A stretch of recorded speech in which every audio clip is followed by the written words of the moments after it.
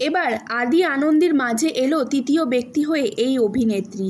কোন অভিনেত্রী আনন্দী ধারাবাহিকে এন্ট্রি নিতে চলেছে আজকের ভিডিওতে তোমাদের পুরোটা বলবো। হ্যালো বন্ধুরা, আমি Sayantika, welcome back to my channel TV বিনোদন বাংলা। বাংলা বিনোদন জগতে নানা রকম আপডেট পেতে আমাদের চ্যানেলটাকে সাবস্ক্রাইব করে রেখো।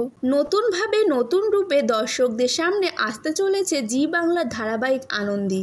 আদি এবং আনন্দীকেও তোমরা দেখতে পাবে নতুন রূপে নতুন দায়িত্বে। তবে এই দুজনের মাঝে আসতে চলেছে ডাক্তার সুপর্ণা, আর সুপর্ণার চরিত্রে অভিনয় করছেন অভিনেত্রী অর্কজা আচার্য।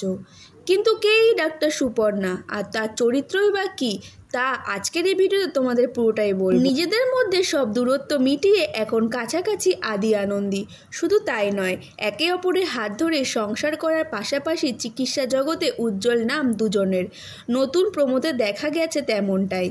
তবে এই দুজনের সঙ্গে দর্শকরা দেখতে পাবেন আরেকটি গুরুত্বপূর্ণ চরিত্রকে, ডক্টর সুপর্ণা। বহুদিন পর আবার এই চরিত্রের মাধ্যমে ছোট পর্দায় ফিরছেন অর্কজা। তবে তার চরিত্র ইতিবাচক নাকি নেতিবাচক সেটা এখনো পর্যন্ত জানা যায়নি, এবং এই বিষয়ে অর্কজাও কিছু বলেননি।